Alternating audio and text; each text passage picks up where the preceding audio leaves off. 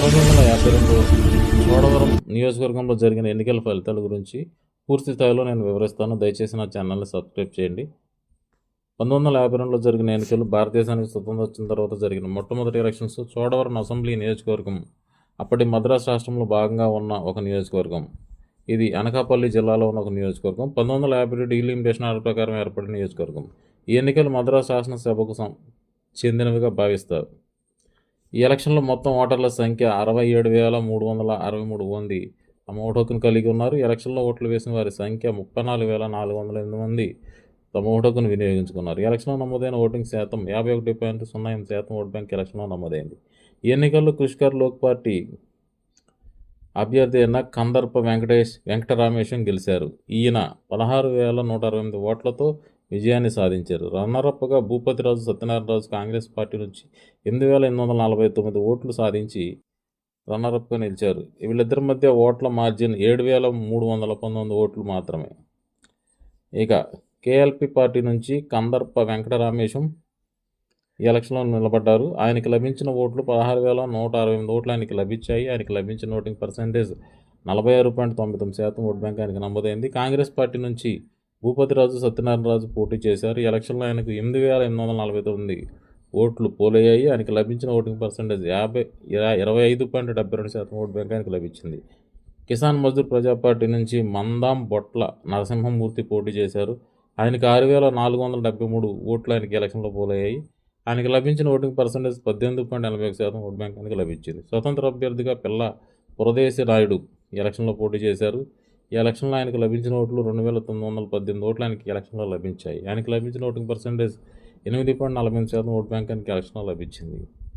కృషికర్ Lok party రైతుల హక్కులపై ప్రధానంగా దృష్టి సారించిన పార్టీ, ప్రాంతీయ పార్టీ. ఈ ఎన్నికల్లో మద్రాసు రాష్ట్రంలో కాంగ్రెస్ ఆధిపత్యానికి వ్యతిరేకంగా రైతు పార్టీలకు మద్దతు ఇచ్చిన పార్టీగా కృషికర్ లోక్ పార్టీ ఉంది.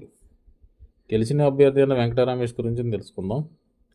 సాధారణ రైతు కుటుంబంలో జన్మించిన ఆయన బ్రిటిష్ పరిపాలన ముగిసిన తర్వాత భారత్ స్వతంత్రం పొందిన రైతుల భూమి హక్కులు, పంటలకు ధరలు లేక రుణాలతో మగ్గిపోతాం చూసిన ఆయన తన గుండెల్లో బలంగా రాజకీయాల్లో పోటీ చేయాలని నిర్ణయించుకున్నాడు. వెంకటరామేశ్వర తండ్రి ఒక చిన్న రైతు. పొలాల్లో వ్యవసాయం చేస్తూ వచ్చిన డబ్బులతో అప్పులు తీర్చలేక జమీందారి చేతిలో మోసపోతూ ఉండేవాడు. స్వతంత్రం తర్వాత 1951లో కృషికర్ లోక్ పార్టీ ఏర్పడినప్పుడు వెంకటరామేశ్వర దానిలో చేరాడు. ఆ పార్టీ రైతుల భూమి సంస్కరణలు, న్యాయపరమైన ధరలు, రుణాల మాఫీ గురించి పోరాడుతూ ఉండేది.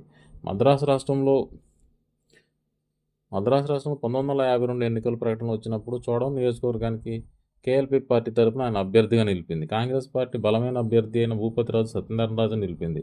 ఆయన గాంధీజీ ఆదర్శాలతో ప్రచారణ పొందిన నాయకుడు. ఇద్దరి మధ్య ప్రచారం మొదలైంది. ఆ కాలంలో ఎన్నికలు టెలివిజన్ లేకుండా, రేడియోలు లేకుండా చాలా అరుదుగా ఉండేవి. వెంకటరామేశ్వరం సైకిల్ మీద తిరుగుతూ ప్రచారం చేసేవాడు. చోడవరం చుట్టూ దాదాపు 100 గ్రామాలు పైగా తిరిగాడు. పెంచపాడు, కొత్తవలస, వాంప, గోపాలపురం ప్రతి గ్రామంలో ఆయన ఆగి రైతులతో మాట్లాడుతూ మన పొలాలు మనవి కానీ జమీందారులకు ఎందుకు పన్నులు కడుతున్నాము, భూ సంస్కరణలు జరగాలని, ధాన్యానికి మంచి మద్దతు ధర కలగాలని ఆయన పోరాడాడు. ప్రత్యర్థి అయిన కాంగ్రెస్ నాయకుడు బస్సులు, వాహనాలతో ప్రచారం చేశాడు. కానీ వెంకటరామేశ్వరం గ్రామీణ రైతుల గుండెల్లో నిలిచాడు. మహిళలు కూడా ఆయనకి మద్దతుగా నిలిచారు. వారు పొలాల్లో పనిచేస్తున్నప్పుడు ఆయన ప్రసంగాలు వింటూ మీరు మా రైతు గొంతుగా అంటూ ఆయన పిలిచేవారు అతన్ని. ఎన్నిక